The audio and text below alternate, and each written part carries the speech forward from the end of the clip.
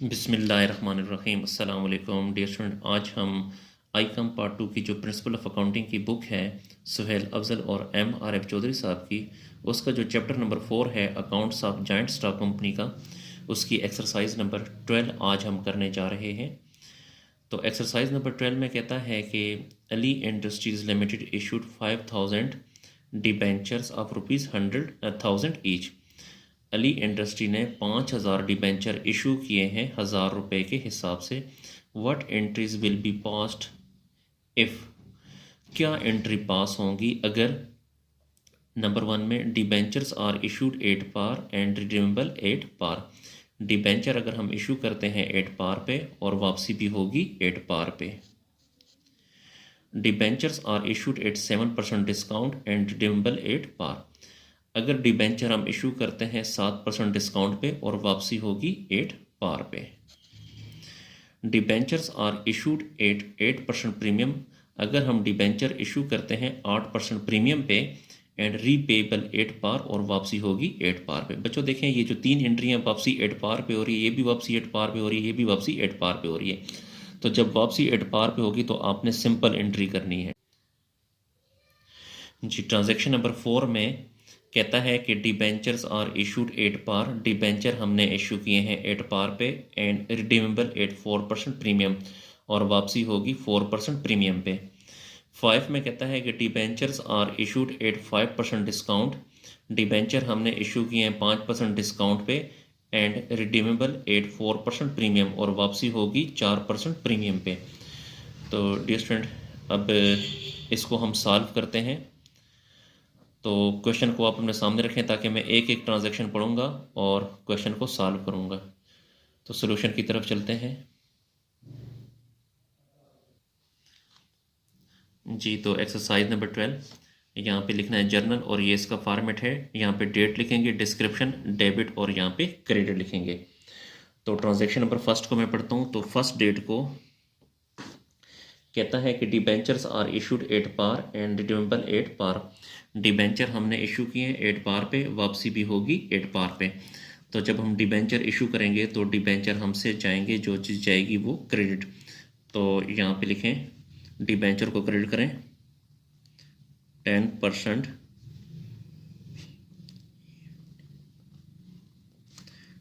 10% debentures account credit. और जिन लोगों पे हम डिबेंचर सेल करेंगे वो हमें कैश देंगे, तो कैश को डेबिट करें। कैश की जगह आपने बैंक को डेबिट करना है, क्योंकि ये सारा लेन देन बैंक के थ्रू होता है, तो इसलिए आपने बैंक को डेबिट करना है। कैश को भी डेबिट कर सकते हैं लेकिन बैंक ज़्यादा बेहतर है। तो डिबेंचर्स आर इशूड 8 पार, तो 5,000 डिबेंचर हमने इशू किए हैं 8 पार, वैल्यू कितनी है 100। तो 5,000 को 100 से जब मल्टीप्लाई करेंगे तो ये आ जाएगा 5 लाख। यहाँ पर भी लिखें 5 लाख और यहाँ पे लिखें 5,000 debentures issued 8 par. 5,000 debentures are issued 8 par. उसके बाद सेकंड ट्रांजैक्शन में, सेकंड में कहता है, बुक की तरफ देखें, बुक में कहता है कि debentures are issued at 7% discount and redeemable 8 par. Debenture हमने इशू किए हैं 7% डिस्काउंट पे और वापसी होगी 8 पार पे। तो बैंक अकाउंट डेबिट और डिबेंचर अकाउंट क्रेडिट करें।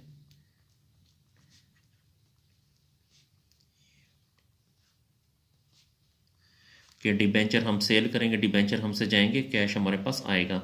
ये डिस्काउंट का केस है, तो याद रखें डिस्काउंट हमेशा डेबिट होता है। तो डिस्काउंट अकाउंट डेबिट, या इस तरह भी ले सकते हैं कि discount on issue of debenture debit.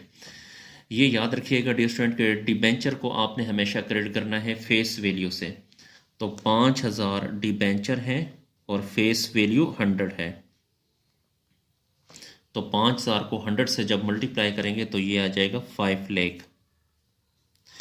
और जो डिस्काउंट है वो 7% है, तो ये जो 5 लाख है इसका 7% आ जाएगा 35,000। तो यहाँ पे लिखें 35,000। तो 5 लाख में से 35,000 को माइनस करें तो बाकी बच जाएगा 4,65,000। तो इसकी नरेशन लिखें कि 5,000 debentures issued at 7% discount. 5,000 debentures issued at 7% discount के 5,000 डिबेंचर हमने इशू किए हैं डिस्काउंट पे। उसके बाद ट्रांजैक्शन नंबर 3, पेज को थोड़ा सा ऊपर कर देते हैं जी। ट्रांजैक्शन नंबर 3 में कहता है debentures are issued at 8% premium and repayable at par. कि डिबेंचर हमने इशू किए हैं 8% प्रीमियम पे, वापसी होगी 8 पार पे। तो डिबेंचर जब हम इशू करेंगे तो डिबेंचर हमसे जाएंगे तो यहाँ पे लिखें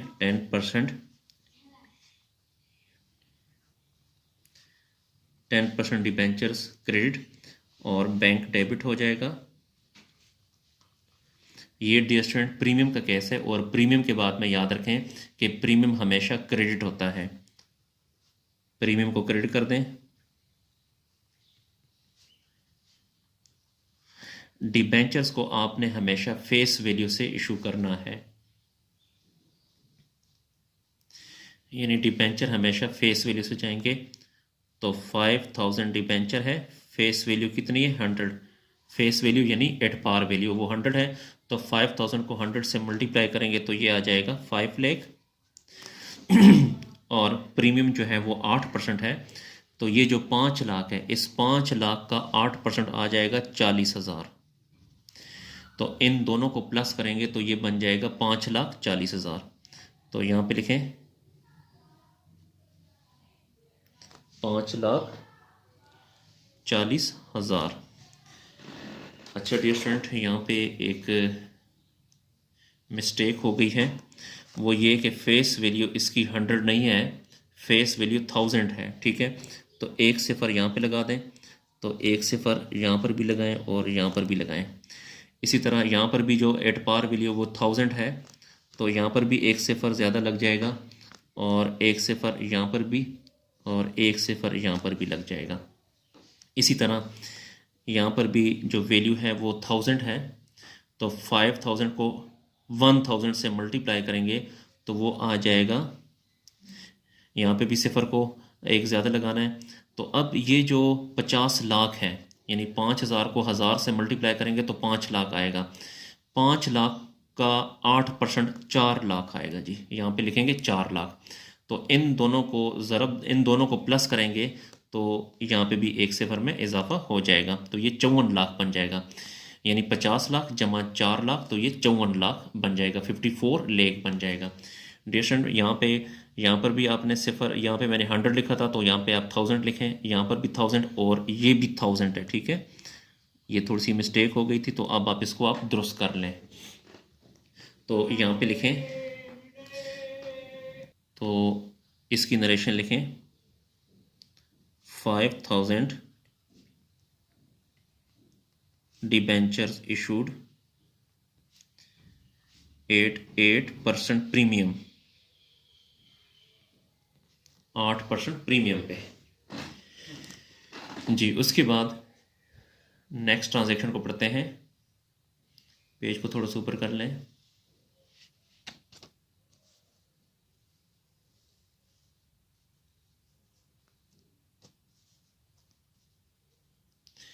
नंबर 4 में कहता है debentures are issued at par and redeemable at 4% premium. Debenture हमने इशू किए हैं 8 पार पे। Debentures are issued at par, debenture हमने इशू किए हैं 8 पार पे एंड रिडीमेबल एट 4% प्रीमियम, और वापसी होगी 4% प्रीमियम पे।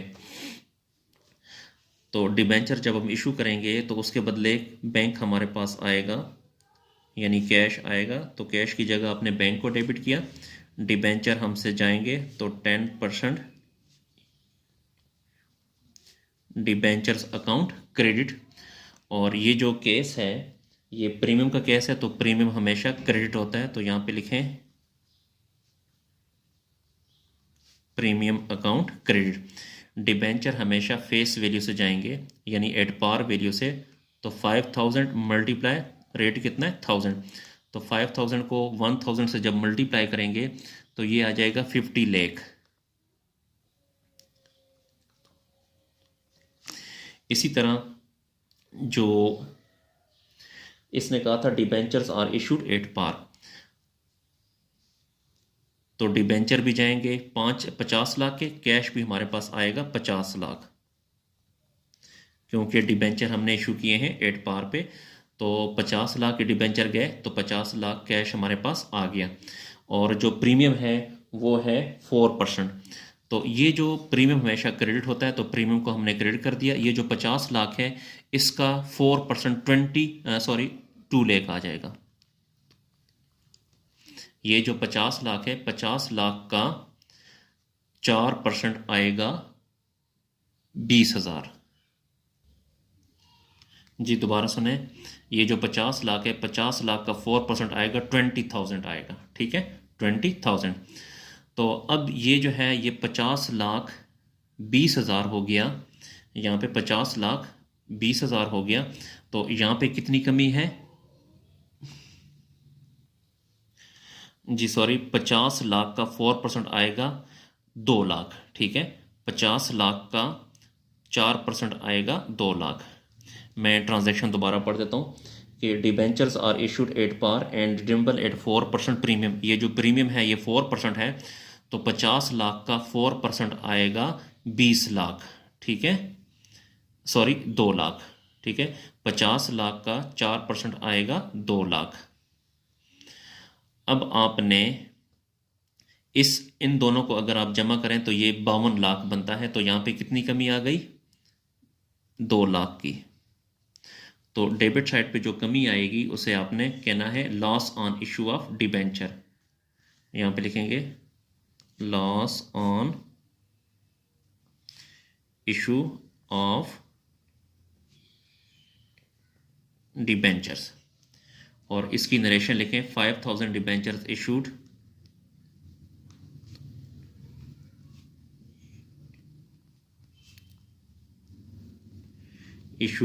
एट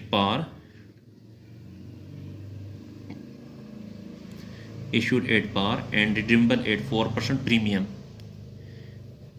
एंड रिडीमेबल 4% प्रीमियम, ठीक है जी। तो मैं दोबारा बता देता हूँ डियर स्टूडेंट, इसमें थोड़ी सी मिस्टेक हो गई थी तो वो भी हम दोबारा मैं बता देता हूँ। अब मैंने दुरुस्त कर दिया है कि ये जो 50 लाख है इसका 4% जो है वो 2 लाख आएगा, ठीक है। तो ये 2 लाख हुआ, तो ये 52 लाख हो गया। 52 लाख में से 50 लाख को माइनस करेंगे तो बाकी 2 लाख यहाँ बचेगा। इस बैलेंस को आपने क्या कहना है loss on issue of debenture. ये थी ट्रांजैक्शन नंबर 4। अब करते हैं ट्रांजैक्शन नंबर 5।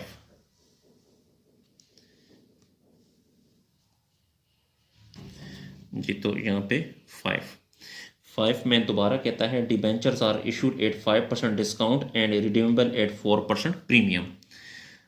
तो जब हम डिबेंचर इशू करेंगे तो कैश आएगा, यानी बैंक आएगा, तो बैंक अकाउंट डेबिट, और डिबेंचर जाएंगे तो 10%